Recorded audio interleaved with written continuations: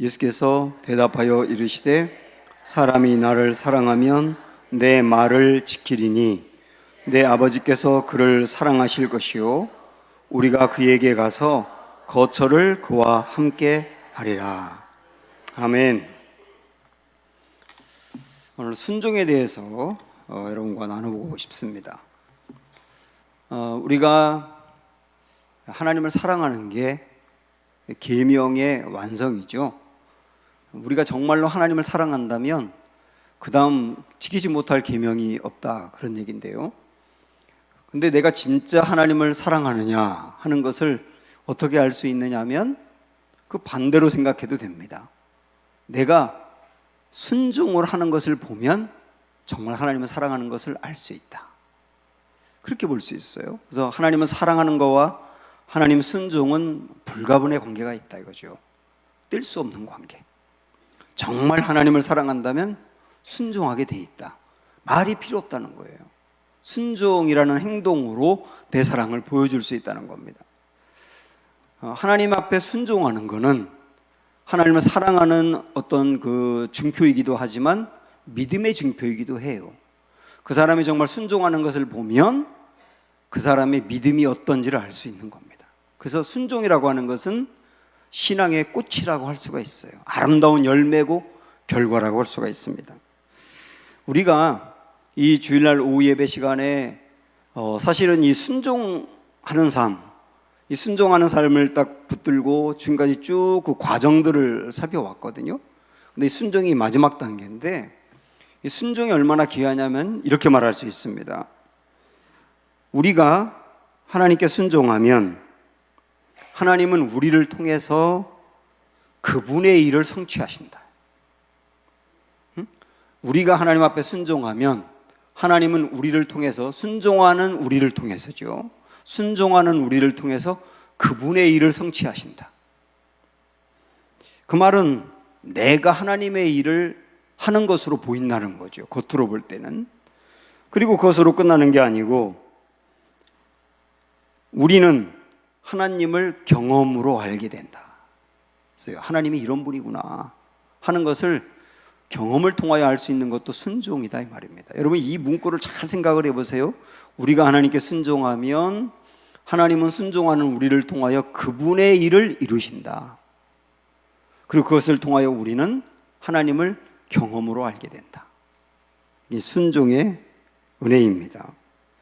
모세의 이야기, 우리가 이 시리즈를 보면서 쭉 붙들고 왔는데 한번 모세의 이야기로 정리를 해보면, 모세가 미디안 광야에 있을 때, 양을 기르면서 목자로서 미디안 광야에 있을 때 하나님은 하나님의 일이 있었어요. 하나님의 일이 뭐냐면 애굽에 있는 이스라엘 백성들을 건져내는 것, 그리고 가나안 땅에 가서 나라를 세우는 것, 이게 하나님의 일입니다.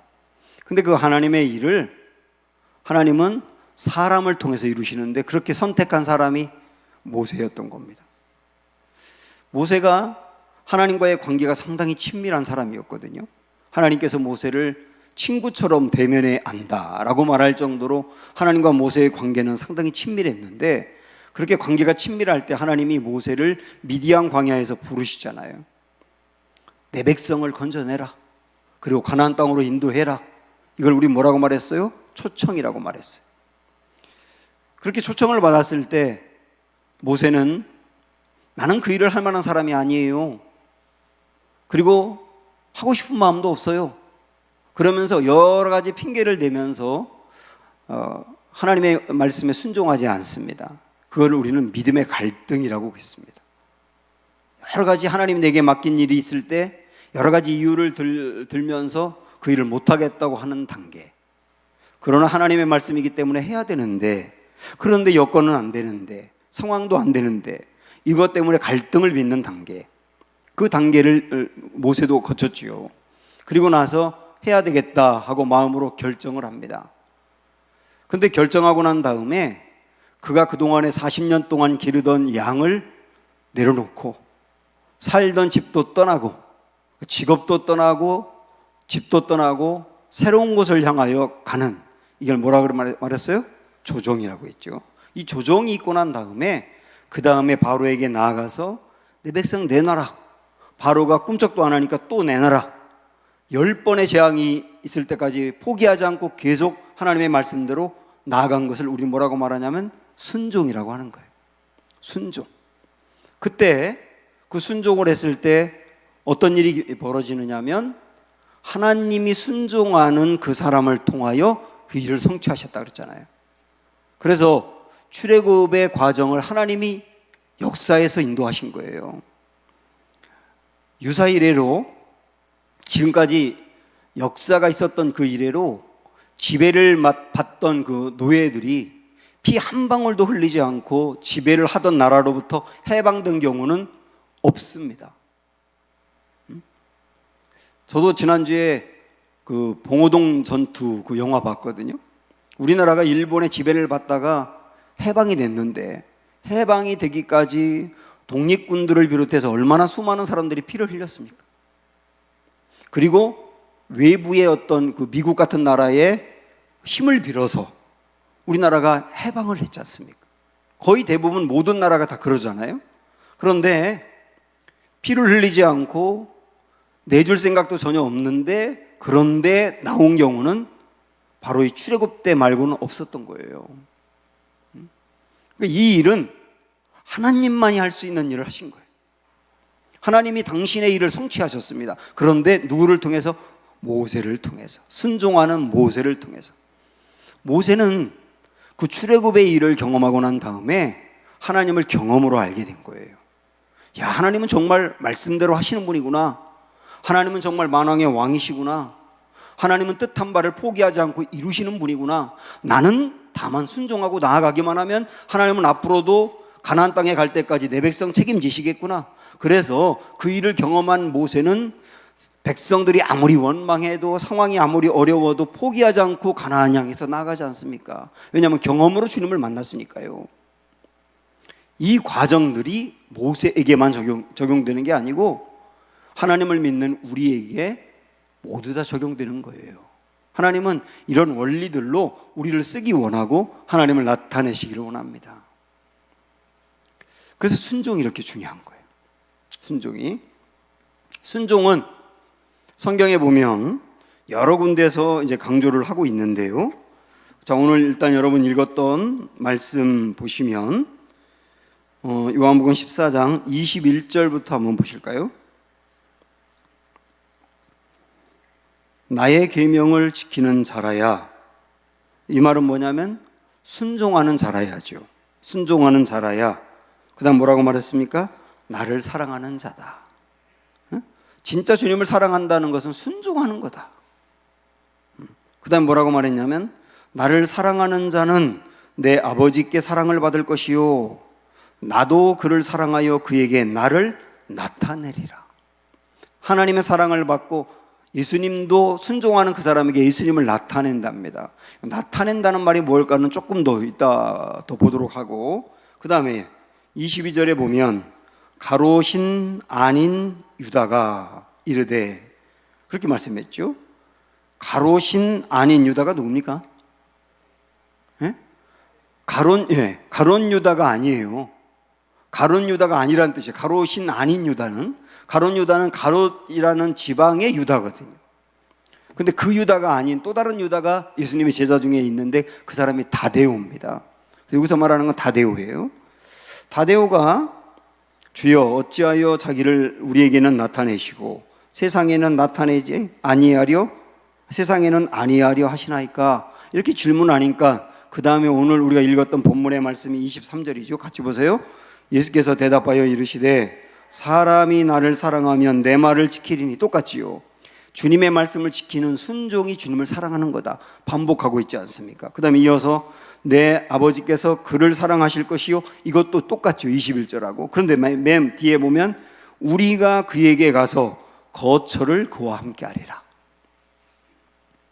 그러니까 예수님이 순종하는 그 사람에게로 와서 거처를 함께 한답니다. 거처는 사는 집을 말하니까 우리 예수님의 말씀은 뭐냐면 순종하는 그 사람과 집을 짓고 함께 살겠다는 뜻이에요. 동거하겠다는 겁니다. 동거하겠다. 그래서 21절에서 아까 끝에 사랑하는 자에게 나를 나타낸다고 하는 말은 23절에 있는 말씀으로 연결해 본다면 주님을 나타낸다는 말은 주님이 거처를 함께 한다는 말과 같은 의미가 있겠구나 하는 걸 알 수가 있어요. 여러분, 주님과 집을 짓고 함께 산다는 표현을 잘 한번 생각을 해보세요. 이게 얼마나 주님과 친밀하며 주님과 하나가 되며 주님의 마음이 내 마음이 되고 주님의 역사가 내 역사가 될까. 이 귀한 은혜는 순종하는 이에게 부어진다, 그렇게 말씀하고 있잖아요. 자, 이번에 한 구절 말씀을 더 보면 누가복음 6장으로 한번 가보십시오. 누가복음 6장 46절부터 49절 봅니다.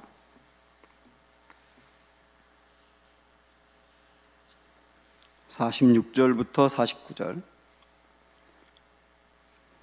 너희는 나를 불러 주여 주여 하면서도 어찌하여 내가 말하는 것을 행하지 아니하느냐. 주님을 부르긴 해요. 그런데 행함이 없다는 거예요. 순종하지 않는다는 얘기죠. 47절에 내게 나와 내 말을 듣고 행하는 자마다, 순종하는 자마다 누구와 같은 것을 너희에게 보이리라, 그렇게 말씀했어요. 누구는 누굴까? 누구는 그 다음 절 얘기입니다. 집을 짓되 깊이 파고 주추를 반석 위에 놓는 사람, 이 사람이 아빠께서 얘기한 누구죠? 그 사람과 같으니 큰 물이 나서 탕류가 그 집에 부딪히되 잘 지었기 때문에 능히 어떻게 하지 않는다고요? 요동하지 못한다고. 순종하는 사람에게 부어진 하나님의 은혜가 뭐냐? 그의 인생에 요동이 없다는 거예요. 풍랑은 있습니다. 풍랑은 있는데 요동하진 않아요. 여러분, 신앙생활 저나 여러분이나 평생 하는데 신앙생활 하면서 요동하지 않는 게 얼마나 큰 은혜인가요? 한번 생각을 해보세요. 우리의 마음을 흔들고 우리의 삶을 흔들고 정말 실족하게 만들고 기분 상하게 만들고 다 그만둬버리고 싶은 일들이 우리 인생에 한두 번이 있냐고. 그런데 그런 일들이 있어서 힘들지만, 괴롭긴 하지만, 그러나 다시 마음을 딱 붙들고 요동하지 않아요. 굉장히 귀한 신앙 아닙니까? 그 신앙생활은 순종하는 이들에게 하나님이 부어주시는 은혜랍니다. 정말 귀하잖아요. 49절 보면 이번에 반대로 듣고 행하지 아니하는 자는 주추 없이 흙 위에 집 지은 사람과 같으니, 기초공사가 없이 집을 지었단 말입니다. 흙 위에 그냥 지었대요. 기초가 안 된 집이에요. 그럼 어떻게 될까요? 탕류가 부딪힘에 집이 곧 무너져 파괴됨이 심하니라. 풍랑이 다가왔을 때 그 집은 무너진다는 겁니다. 그러니까 교회를 다니고 주여 주여 하긴 하지만 순종하지 않는 사람은 풍랑이 왔을 때 쉽게 넘어진다는 거예요. 그러니까 여기서 말하는 순종은 좀 큰 테두리로 볼 때, 내가 요 근래 이 말씀 하나 붙들고 순종했어, 요 말씀 하나 순종하지 않았는데, 그런 차원을 좀 뛰어넘어서 우리 인생 전반에 내가 순종 스타일이냐? 내가 하나님의 말씀이 내게 다가오면 힘들고 어렵고 고민은 되지만 그래도 끝내 순종하는 스타일이냐? 말씀이 내가 많이 듣지만 순종을 안 하는 스타일이냐? 그것으로 볼 필요가 있는 거예요. 그러면 그 인생이 요동한다, 그렇지 않다가 결정된다는 겁니다. 이게 순종하는 이들이 받는 은혜거든요. 불순종할 때는 어떻게 될까? 이것도 생각을 같이 해야 됩니다. 한번 우리가 잘 아는 이야기로 한번 풀어보죠. 다윗이 참 아름다운 인생을 살았는데 사무엘하 11장을 기점으로 다윗의 인생이 확 바뀝니다. 사무엘하 11장을 딱 놓고 그 이전의 다윗과 이후의 다윗으로 나눌 수 있어요. 그 이전의 다윗은 요동하지 않는 사람이었는데 그 이후의 다윗은 굉장히 흔들립니다. 그 사무엘하 11장이 분기점이라고요. 다윗의 인생에 있어서. 그 사무엘하 11장이 뭔지 아시죠? 밧세바 사건이 나오는 거예요. 한번 가보세요. 한번 사무엘하 11장 478쪽.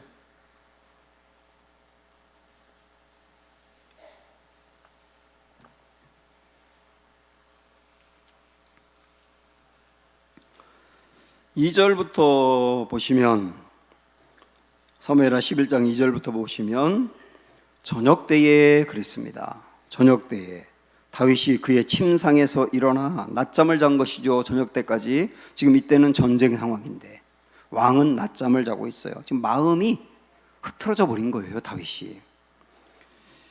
왕궁 옥상에서 거닐다가 그곳에서 보니 한 여인이 목욕을 하는데 심히 아름다워 보이는지라. 왕궁에서 봤답니다. 왕궁에서 일반 집들이 사는 여염집이라 그러죠. 여염집을 봤는데요, 왕궁과 여염집의 거리는 굉장히 떨어져 있어요.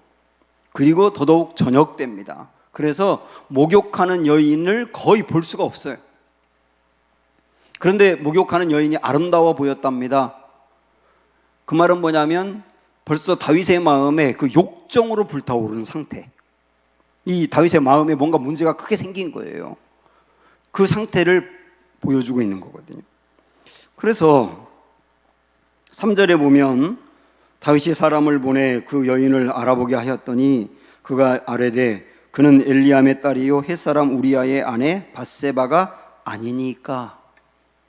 제가 이거는 제자훈련하면서도 여러분에게 말씀드렸었는데 이 대목을 피할 길이라 그래요. 피할 길. 유혹을 받을 때 하나님은 반드시 우리에게 피할 길을 주는데, 다윗의 마음에 욕정이 끌어오를 때 그 여인이 누군지 알아봐 그랬더니 그 여인이 충신 우리아의 아내랍니다. 이게 피할 길이라고요. 정신이 번쩍 드는 이야기라고요. 그러나 이거 욕망이 너무나 강하고 폭주 자동차같이 되어버리니까 이 다윗의 마음을 제어할 수가 없는 거예요. 그래서 4절에 보면 다윗이 전령을 보내어 그 여자를 자기에게로 데려오게 하고 그 여자가 그 부정함을 깨끗하게 하였으므로 더불어 동침하며 그 여자가 집으로 돌아갔답니다. 그 여자를 데려오게 해서 그 여자를 범했는데 그 여자가 부정함을 깨끗하게 했다. 이게 무슨 말이냐면 여인들이 1년에 한 달에 한 번씩 하는 것을 말하는 거거든요. 그게 끝난 시기란 얘기예요. 그러면 여러분 아시잖아요. 여인들이 언제 임신을 하게 되는지. 임신은 주로 배란일에 하게 되지 않습니까? 이거는 한 14일 정도 지난 다음에 하게 되는데, 이때는 이 한 달에 한 번씩 하는 일이 끝났을 때는 절대로 임신할 수가 없어요. 그런데 이 여인이 임신을 한 거예요. 이것은 하나님께서 다윗의 죄를 폭로하시는 겁니다. 슬그머니 지나갈 수 있는 일을 드러내시는 거예요. 이걸 보면 다윗이 갈수록 이제 이 죄를 제어하지 못하고 그 다음 단계로 그의 남편을 불러다가 그 일을 무마하려고 하다가 안 되니까 나중에 그 남편 죽게 하지 않습니까? 이걸 보면 이 다윗의 죄를 보면 죄라고 하는 것은 확장성이 있다는 것, 그리고 갈수록 대범해진다는 것, 그러나 죄라고 하는 것은 드러난다는 것, 그런 걸 보여주는 거잖아요. 결국은 이 죄를 범함으로 인해서 다윗이 십계명의 상당 부분을 범하게 된 겁니다. 십계명 6번이 뭡니까? 살인하지 말라, 그거 범했어요. 십계명 7계명은 뭡니까? 간음하지 말라 범했어요. 8계명은 뭐죠? 도둑질하지 말라 한데 지금 남의 아내를 도둑질해버린 거예요. 9계명 거짓말하지 말라, 이 일을 은폐하려고 거짓말했잖아요. 10계명 남의 것을 탐내지 말라, 그 중에 남의 아내나 모든 소유를 탐내지 말라, 10계명을 어겼어요. 그리고 3계명 여호와의 이름을 망령되이 일컫지 말라라고 하는 그 망령되이 해버린 3계명도 범한 거예요. 그러니까 이 일 하나가 하나로 끝난 게 아니고 수많은 계명을 한꺼번에 어기는 불순종의 모습으로 나타났다고. 제가 아까 사무엘하 11장을 기점으로 다윗의 인생이 확 바뀐다고 했는데, 이 일이 있고 난 다음에 이 후유증이 얼마나 크냐면 여러분 아시잖아요. 다윗의 아들 중에 맏아들이었던 암논이 배다른 아내인 다말을 성폭행을 해버려요. 그 일을 보고 분노했던 그 다말의 오빠 압살롬이 암논을 죽입니다. 그리고 그 일 때문에 압살롬은 도망갔다가 나중에 돌아왔지만 아버지에 대한 상처와 분노를 가지고 있다가 반역합니다. 그 아들이 반역을 해서 결국 나라를 빼앗기고 왕이 도망을 쳐버리기도 합니다. 그러나 그 아들을 나중에 결국은 제압을 하고 그 아들은 죽습니다. 자,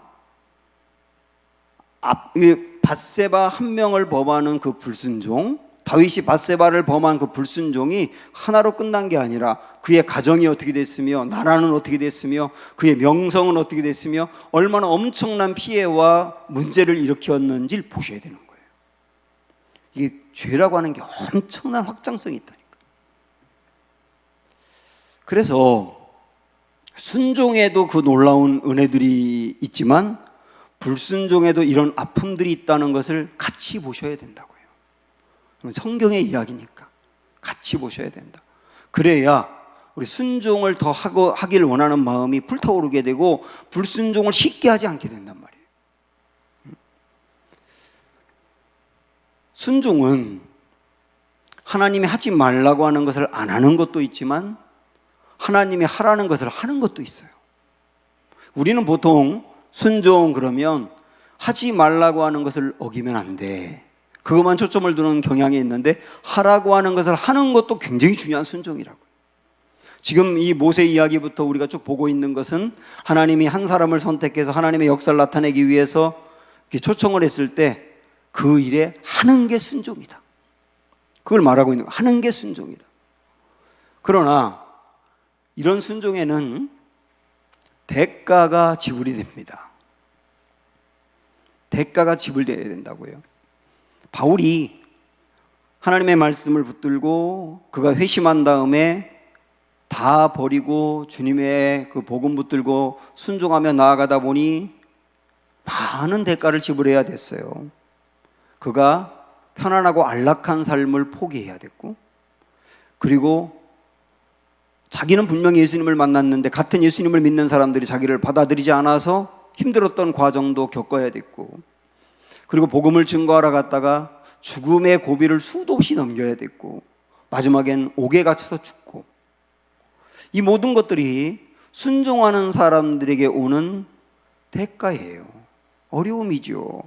그러나 그 순종을 통하여 복음이 흘러 대한민국의 이 자리까지 오게 되었고, 2000년의 역사에서 바울의 그 복음 전한 것으로 인하여 살아나고 생명을 얻은 사람이 헤아릴 수 없을 정도로 많고, 그래서 하나님 나라 가면 그 바울의 복음을 통하여 주님을 만난 사람들이 바울을 찾아가서 인사한다면 셀 수도 없을 거예요. 그게 대가를 지불하지만 얻는 영광이라는 거예요. 영광. 마리아는 천사가 찾아와서 내가 하나님의 지극히 큰 자를 임신했다, 그렇게 얘기했을 때 그걸 받아들여라.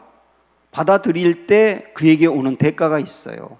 당장 약혼한 남자인 요셉으로부터 버림을 당할 수 있고, 마을 사람들은 이때 당시에 여자가 결혼하지도 않았는데 아이를 갖게 되면 돌로 쳐서 죽였거든요. 그 돌에 맞을 수도 있어요. 그 수많은 위기와 어려움이 있는데 받아들이는 대가 지불이 있었다고요. 그 일을 통하여 얻은 영광이 뭡니까? 예수 그리스도를 낳게 된 거예요. 예수 그리스도를 낳게 된 거. 제 제자 그 선교사가 있어요. 지금 캄보디아에서 선교하고 있는데 지난 며칠 전에 저한테 메일을 보냈어요. 쭉 읽어보니까 그 캄보디아 그 전기 상태가 상당히 안 좋아서 이 더운 여름에 전기 나간 날이 훨씬 많았다는 거예요. 전기가 나가니까 선풍기도 못 틀어요. 에어컨도 당연히 못 틀어요. 그 어마어마하게 더운데 그걸 견뎌내야 되는 거예요. 그리고 음식이 금방 부패해버려서 아이들이 3명이 있는데 3명이 돌아가면서 장염에 걸린다. 그 어려운 일들을 쭉 썼는데 정말 마음이 아프더라고요. 그러나 그런 어려움이 있지만 청소년들, 그 캄보디아의 청소년들 그 사역을 하고 있는데 그 아이들이 예수님 알게 되고 예수님 만나고 하는 그 은혜, 그 기쁨, 그것을 보면 일이 얼마나 보람차고 기쁜지, 하나님이 이 길로 보내주신 걸 너무나 감사한다는 거예요. 선교사의 길을 걷는 사람에게 대가 지불이 있어요. 큰 어려움이죠. 그러나 그런 이들을 통하여서 도저히 예수님을 믿을 수 없는 그 수많은 영혼들이 예수님을 믿는 은혜의 자리에 들어가는 것, 그들의 생명을 건져내는 것, 그런 영광이 있는 거예요. 거창한 거 다 빼고도 우리 인생에 저나 여러분이 그때그때마다 하나님이 우리를 쓰기 위해서 부르실 때 그 부르심에 응하고 순종하면 우리를 통하여 하나님 역사를 나타내시는데, 물론 대가지불이 있어요. 어려움이 있어요. 내려놓아야 될 것도 있고 포기해야 될 것도 있고 참아야 될 것도 있고 여러 가지 어려움들이 있지만, 그러나 그 대가지불 너머에 생명을 살리는 일, 하나님이 하나님의 일을 나를 통해서 이루시는 일, 그런 영광이 있다는 것 같이 생각을 하시면서, 사랑하는 여러분, 이 순종을 짐으로 여기지 마시고 복으로 여기는 은혜가 있기를 축원합니다. 순종하지 않았을 때 하나님은 또다시 기회를 주십니다. 요나에게 그렇지 않습니까? 요나가 니느웨로 가지 않고 다시스로 갔지만 큰 죽음의 고비를 넘기고 난 다음에 또다시 하나님이 기회를 주잖아요. 이처럼 우리가 순종하지 않았다 하더라도 기회를 주세요. 그 기회를 붙드셔야 돼요. 물론 불순종하게 되면 흔적과 상처는 남습니다. 여러 가지 흔적이 있죠. 요나도 죽음의 고비를 넘길 뻔했고요. 모세도 하나님의 말씀에 처음 순종하지 않을 때 40년 동안 광야 생활을 하는 어려움이 있었고요. 이게 흔적이거든요. 어려움이 있죠. 그러나 하나님이 또다시 우리에게 기회를 준다. 그 기회를 붙들고 다시 나아가자 하는 말씀을 드리고 싶어요. 아까 제가 다윗의 이야기를 드렸습니다마는, 다윗의 이야기는 사무엘 하에서 끝나지 않고 열왕기상 1장에서 끝나요. 여기 굉장히 의미가 있거든요. 다윗의 이야기가 만약에 사무엘 하에서 끝난다 그러면 다윗의 인생은 사무엘하 11장을 기점으로 가정이 엉망이 됐어요. 그리고 큰 인생의 오점을 남겼어요. 그의 자녀들이 죽는 아픔도 있었어요. 여러 가지 많은 고난이 있었어요. 그래서 거기서 끝났다고 하면 다윗은 그저 그런 인생으로 끝났을 수 있어요. 우리가 아는 그 다윗이 아니라 그저 그런 인생으로 끝날 수 있었다고요. 그런데 성경은 참 놀랍게도 다윗의 이야기를 사무엘 하에서 끝내지 않고 열왕기상 1장으로 끌고 와서 끝낸다고요. 그게 의미가 있는 거예요. 제가 이렇게 얘기하면 열왕기상 1장으로 가야 되는 거 아닙니까?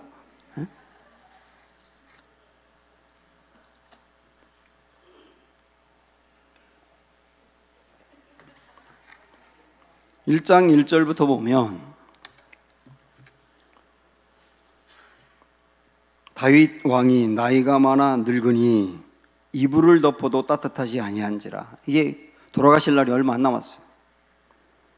그의 시종들이 왕께 아뢰되 우리 주 왕을 위하여 젊은 처녀 하나를 구하여 그로 왕을 받들어 모시게 하고 왕의 품에 누워 우리 주 왕으로 따뜻하시게 하리이다 하고, 이스라엘 사방 영토 내에 아리따운 처녀를 구하던 중 수넴 여자 아비삭을 얻어 왕께 데려왔으니. 이 왕이 너무 나이가 들어서 아무리 이불을 덮어도, 솜이불을 덮어도 춥고 극세사를 덮어도 춥고 뭐 또 계속 추워요. 그러니까 신하들이 안 되겠다 싶어가지고 이스라엘 영내에서 정말 아름다운 처녀 아비삭을 데려왔어요. 그래서 왕과 함께 자게 한 거예요. 그런데 여기 이렇게 그런 일이 있었구나. 별거 아니지 않습니까? 고대에는 그런 일이 많이 있었고. 그런데 4절의 말씀에 특별히 의미 있게 강조하는 게 있어요. 보세요. 이 처녀는 심히 아름다워 그가 왕을 받들어 시중들었으나 왕이 잠자리는 같이 하지 아니하였더라. 이 부분을 일부러 강조를 하고 있는 거예요. 잠자리를 같이 하지 않았다는 걸 강조하고 있다고요. 그러니까 이게 별거 아닌 얘기처럼 들릴지 모르지만은 다윗의 인생의 그 전환점, 분기점은 바로 이 문제 때문에 생겼거든요. 밧세바를 범하는 이 문제 때문에 그의 인생의 후반전이 엉망이 되어버렸고 정말 많은 시련을 겪었단 말입니다. 그러나 다윗의 스토리가 그렇게 끝나지 않고 열왕기하 1장의 아비삭 이야기로 끝내면서 그 아리따운 처녀가 옆에 있었지만 잠자리를 하지 않았다라고 하는 것을 강조함으로 다윗의 인생에 대해서 하나님이 뭘 강조하는 거예요? 다윗이 이제는 그 문제를 극복했다는 걸 강조하는 거예요. 다윗을 넘어지게 했던 그 문제를 이제는 극복했다. 다윗이 이제는 요동하지 않는 사람이 되었다. 다윗이 매우 성숙한 사람으로 자리 잡았다. 이렇게 다윗의 인생을 마지막으로 이야기함으로 인해서 그 전에 다윗의 인생에 크나큰 아픔이었던 것을 그의 인생을 소급하는 거예요. 다 소급하고 이 말씀으로 그 모든 인생을 아름답게 결론을 내는 거예요. 이런 큰 허물이 있어서 넘어졌고 십계명의 수도 없이 많은 부분을 어겼고 그것으로 인하여 큰 고난을 당한 불순종의 인생이었지만 그러나 회개하고 깨닫고 변화되어서 그의 인생의 마무리는 정말 아름다웠다. 정말 아름다웠다는 이 이야기를 4절에 하고 있는 거라고요. 이걸 통하여 다윗의 인생 전체를 소급하면서 그의 인생은 아름다웠다.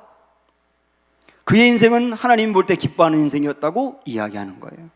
사랑하는 여러분, 지금까지 저나 여러분들이 살아오는 동안 참 많은 불순종도 있었겠고 불순종으로 인한 어려움도 당할 수 있었겠고 그리고 고난이 지금까지 오는 분도 있을 수 있어요. 그러나 여러분 이 말씀 꼭 붙드세요. 하나님이 다시 기회 줬다. 다시 준 이 기회에 순종함으로 붙들고 우리가 넘어지게 했던 문제를 뛰어넘어 결국 순종으로 나아가서 그동안에 실패했고 어려움 당했던 모든 인생까지 다 소급해서 하나님의 능력 안에 아름답게 마무리되면 된다. 이걸 우리에게 보여주고 있는 것이다. 이 말씀 붙들고 순종으로 나아가는 은혜가 있기를 축원합니다. 내 삶은 주의 것 함께 찬양합니다.